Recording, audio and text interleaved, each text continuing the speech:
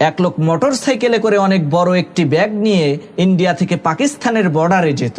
লোকটাকে দেখা মাত্রই পাকিস্তানের বর্ডার গার্ডরা তাকে সন্দেহ করে তার ব্যাগ চেকিং করা শুরু করত। অদ্ভুত ব্যাপার হলো সেই ব্যাগের মধ্যে শুধু বালি আর বালি, অন্য আর কিচ্ছু নাই। নিরুপায় হয়ে পাকিস্তানের বর্ডার গার্ডরা সেই লোকটাকে ছেড়ে দিত।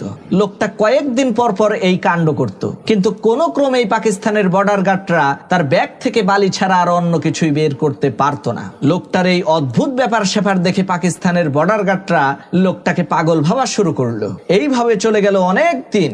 একদিন একজন বর্ডার গার্ড পাকিস্তানের মধ্যে ঘুরে বেড়াচ্ছে, এমন সময় ওই লোকটাকে অনেক দামি একটি গাড়ির মধ্যে বসে থাকতে দেখে জিজ্ঞেস করলো, ভাই আপনাকে তো দেখে আমরা পাগল ভেবেছিলাম, শুধু বালি নিয়ে ভারত থেকে পাকিস্তানে আসেন, কিন্তু আপনি এত ধনী হইলেন কেমনে, এত টাকা পয়সার মালিক হইলেন কিভাবে, সেটা তো বুঝতে পারলাম না। তখন সেই লোকটা ওই বর্ডার গার্ডকে বলল, স্যার আপনারা তো শুধু আমার ব্যাগটা চেক করতেন যে আমি ওই ব্যাগে করে কোনো কিছু স্মাগলিং করছি কিনা, কিন্তু আমি তো ওই ব্যাগে করে কিছুই আনতাম না।